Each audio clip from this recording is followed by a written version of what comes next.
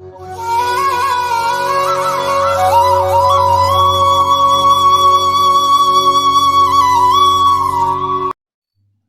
பக்தர்களுக்கு என் அன்பு வணக்கங்கள். ஓம் சாய்ராம். என் அன்பு குழந்தையே, சாயப்பா நான் நினைத்தவர் என் பேச்சை கேட்டு நடக்க வேண்டும். என் சொல்படி நடக்க வேண்டும். என் வார்த்தையை அவர் மீறக்கூடாது என்று நீ என்னிடம் கோரிக்கை வைக்கிறாய். என் அன்பு குழந்தையே, உன்னுடைய அன்பை ஏற்று உன்னுடைய வார்த்தையை நான் ஏற்றுக்கொண்டேன். வெகு நாட்களாக கேட்டுக்கொண்டிருக்கின்றாய். சாயப்பா என்னுடைய பிரார்த்தனையை பலிக்க வையுங்கள், என்னுடைய வேண்டுதலை நிறைவேற்றித் தாருங்கள் என்று நீ கேட்கிறாய்.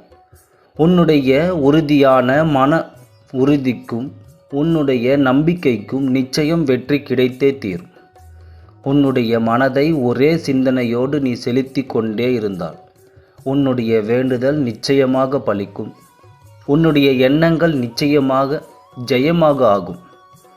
வாழ்க்கையில் நீ எதை நினைத்து உன்னுடைய காரியத்தை எண்ணிக்கொண்டிருக்கின்றாயோ அந்த காரியம் வெகு விரைவில் நல்லதாக நடக்கும்.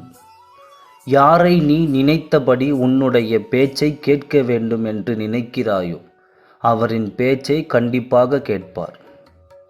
உன்னுடைய மன வருத்தங்கள் எல்லாம் தீர்ந்து உன் சொல்படி அவர் உன்னிடம் வந்து சரணடைவார்.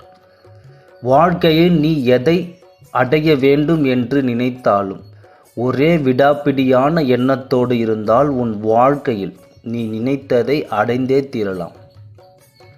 நான் சொல்லும் இந்த விதியை நீ கடைப்பிடித்து உனக்கானவரை உன் பேச்சை கேட்டு நடக்கும்படியாக மாற்றிக்கொள்.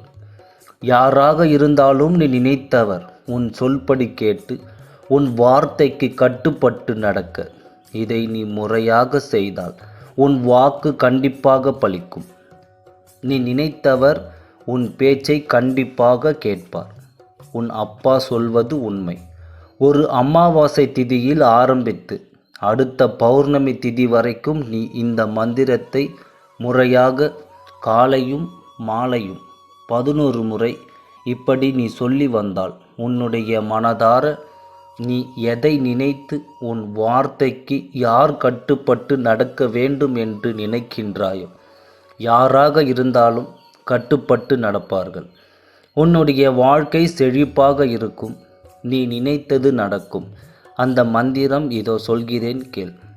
கெங் கெங் ஓம் நமச்சிவாய என்று கெங் கெங் ஓம் நமச்சிவாய என்று இந்த மந்திரத்தை 11 முறை காலையும் மாலையும் மனதார ஒரே எண்ணத்தோடு ஒரே சிந்தனையோடு உன் மனம் ஒரே நேர்கோட்டில் இருக்கும்படி நீ செய்தால் அமாவாசை திதியில் ஆரம்பித்து அடுத்த பௌர்ணமி வரை காலை மாலை நீ ஒரு முறை சொல்லி வந்தால் நீ நினைத்தது நிச்சயம் நடக்கும். இது சாயப்பாவின் சத்திய வாக்கு. இதை செய்து பார், பிறகு தெரியும் சாயப்பாவினுடைய வார்த்தை என்னவென்று. ஓம் சாய்ராம். நன்றி, வணக்கம்.